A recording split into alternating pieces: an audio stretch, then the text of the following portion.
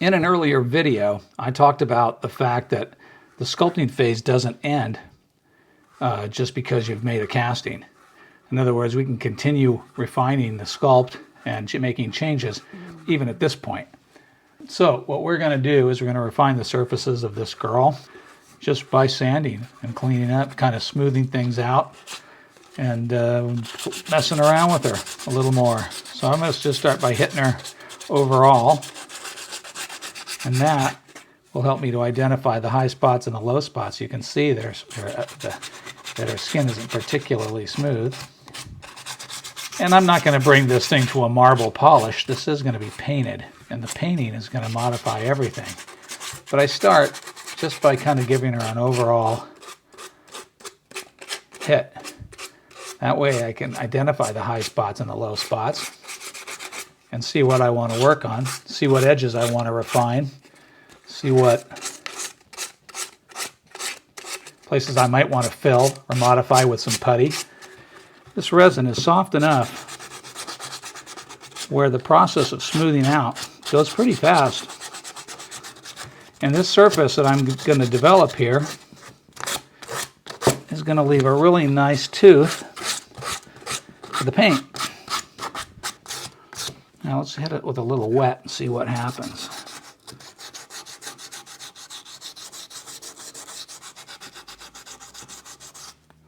See, this sandpaper is also a wet paper, so it works with water. And then let's hit it with some 800.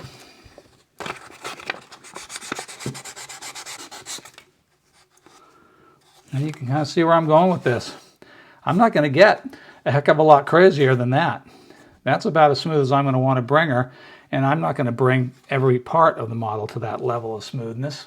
But I'm just going to bring the most visible surfaces. Like this eyeball, I'm going to want to be pretty smooth.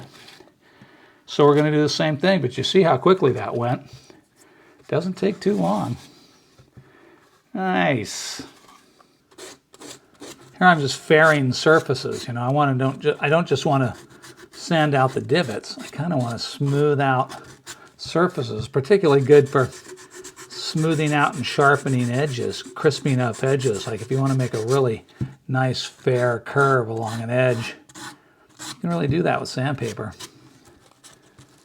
By the way, one other thing that I like to do is periodically in the middle of all this, I'm going to run her over to the sink and I'm going to rinse the whole thing off, because I'm building up like sanding dust in the corners and stuff, which I'm not wiping off carefully. So every now and then I stop, go over to the sink, rinse her, give her a bath, and that helps me see where I am. I felt like this was as good a time as any to break out the old Magic Sculpt. See, it comes in these big buckets. This is the resin side. You just tear yourself out a lump. That's probably more than enough resin. And so you just kind of tear out a little ball of it, and then you get the exact same amount of hardener out of the bucket, and you're good to go. Okay, so I've got my resin side, and now I've got my hardener side, and I just try to get out, reasonably equal amounts in a ball.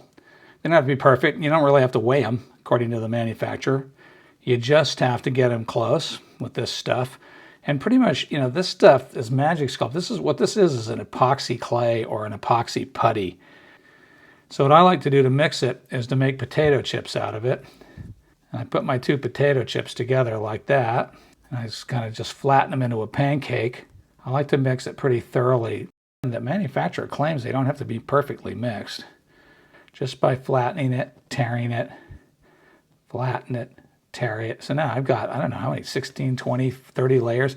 It's already, pretty thoroughly mixed. So you can see the striations of the hardener side, resin side, but you just keep making it in. I'll make it into a worm, then I'll twist that on itself and mix it and do that a bunch of times, and it doesn't take very long. Kind of. Now here's the deal on this stuff. This stuff likes water. I know that's weird. You wouldn't think of epoxy as being a water-based material, but this stuff is. So you can use water to make really nice smooth fillets like I just did. See how quick and easy that was? Holy moly, this stuff is fast. And when this stuff dries, let me tell you, it is rock hard. It is super strong and super rock hard, and you can sculpt it really nice and smooth like that. See if you can get in there and see that. See how smooth that is? That's nice. You can keep working it. I see kind of one, yeah, there you go.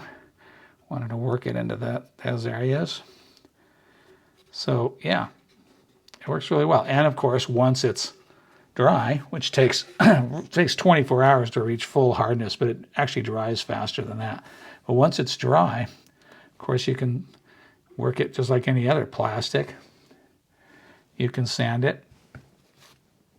Get my fingers wet again. You can sand it, carve it. Well, carving it's pretty hard. It's pretty hard, but you can sand it, grind it, work with it, paint it.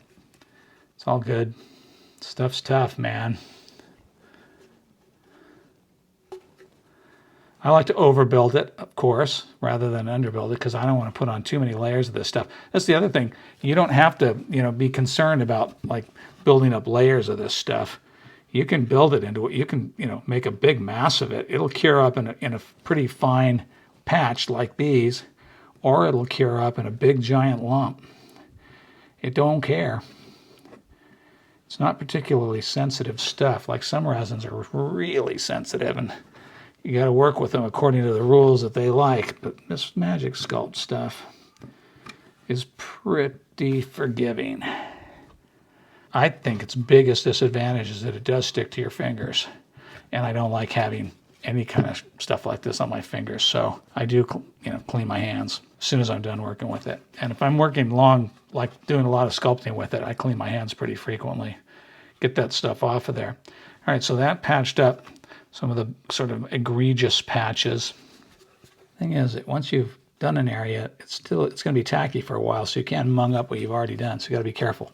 All right, so down here in this ear, in there, I think you can see that. I don't like that divot that's in there. So I'm going to go ahead and shove some epoxy putty into that area and bring it in that direction.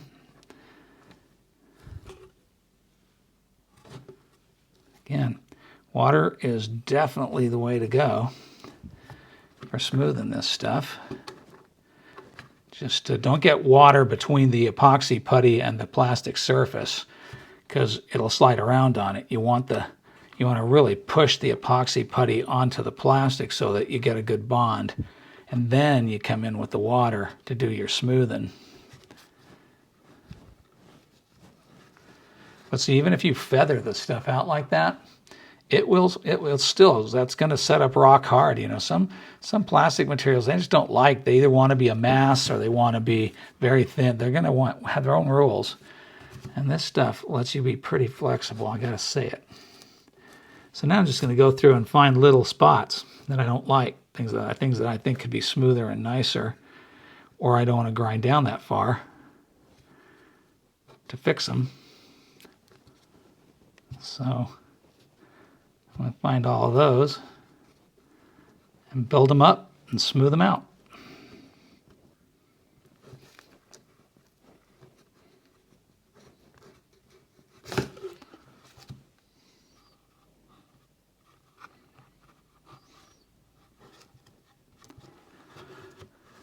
Okay, I'm going to keep doing that, and I'll show you what I did when I'm all done. Well, I got her pretty well buttered up, as you can see, with Magic Sculpt, and pretty well sanded. I wandered into a rockler store and I found these sanding twigs. And I said, hey, those would be useful for getting into all the little nooks and crannies here. So I gave those a try, and I also, at the same time, found these sandits, which was kind of the same thing. They were more of just a tool with a little abrasive end. Now I found with these that the abrasive, when you use it, it wears off and leaves a lot of abrasive behind But it does allow you to get easily, you can see how much abrasive it's leaving behind there. But it does allow you to get into areas, and also it kind of clogs, but the good thing about these things is you can use them wet, which I mostly did. Mostly when I was using them, like to get into areas like this.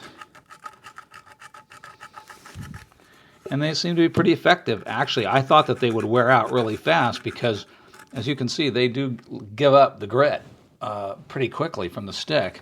But like I said, you can use them wet very effectively, and they do make it easy and quick to get in here. Same with these sanding twigs. I was using one, this one I think is more for dry sanding, but I was using wet sanding ones and dry sanding ones. And again, they were pretty effective.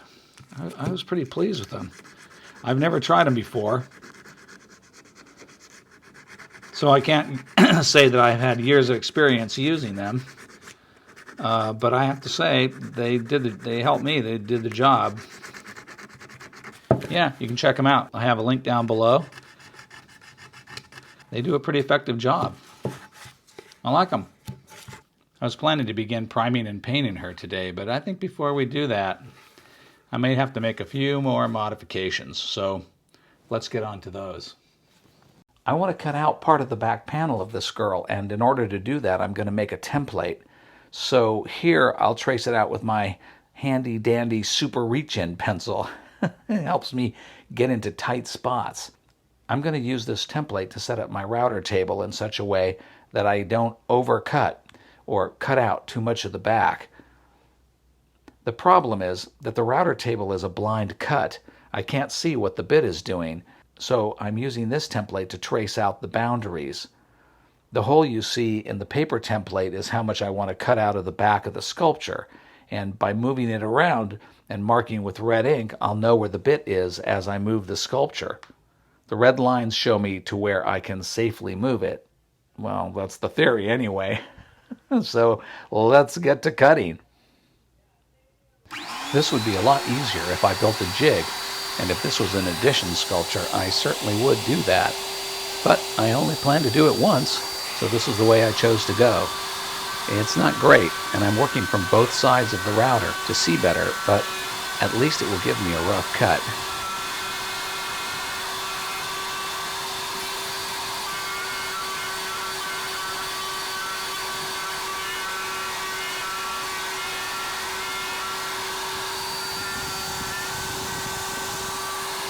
I stopped at this point because I feel like I'm getting dangerously close in here. This piece could break off. So far I've hollowed her out without doing any damage. Looking good. Now we'll switch tools. I'm going to do the rest with a less dangerous tool, and one where I can see what I'm doing as I make the cut. Okay, now I've moved over to the drill press, and you can see this bit I'm using. It's not a router bit, it's more of a grinding bit, it's got a million little raspy-like teeth on it, so it's got a much less aggressive cut. So when I put it in here, it's not going to tend to want to go nuts the way a router bit would go. Let's see, you're pretty close in here, but let's see what happens. I'm going to run the drill press at pretty high speeds and try to keep my fingers out of that bit.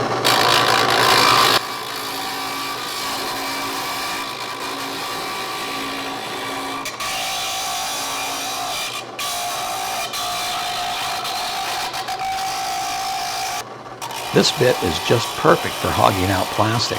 It cuts really fast, but it's still relatively easy to control.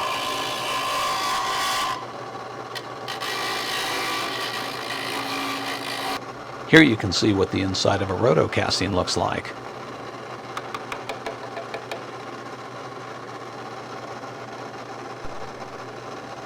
All right, looking pretty good. I think it's time to drill some holes.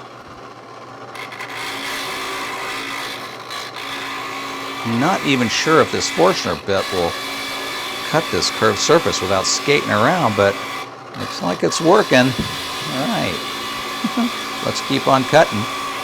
Looks good, going through. All right. Nice. Now this girl's got holes in her head. Let's keep on grinding. This is a little dinky 1/8 inch bit, but it's pretty aggressive. It's got big burly teeth on it for being so small, so it's perfect for this job. I need to get down into the corners, but I want to remove a fair amount of material, and this will do it.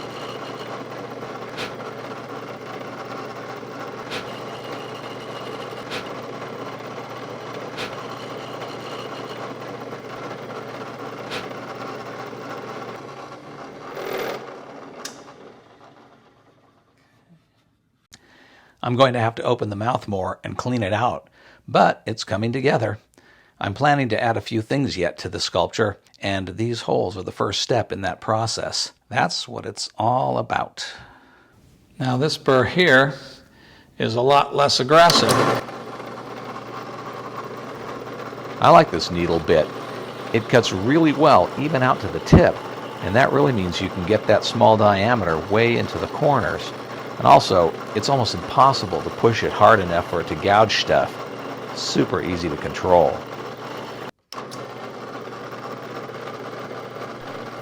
Alright, I'm back to the big bit to grind out the eyeball. Man, this bit cuts plastic like butter, but you gotta be careful because it's really easy to overcut and make a giant mess. But it gets it done quick and easy, just the way I like it.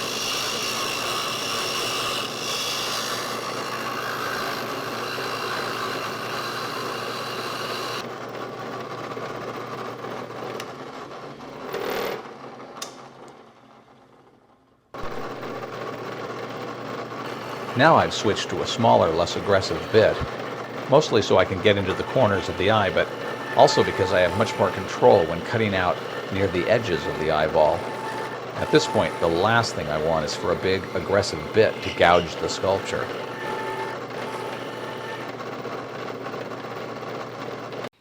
I think this is where we're going to end the video for this week. Clearly, I have opened up a whole new can of worms, and I'm going to have to see where all this new stuff leads me. Thanks for watching. See you in the next video.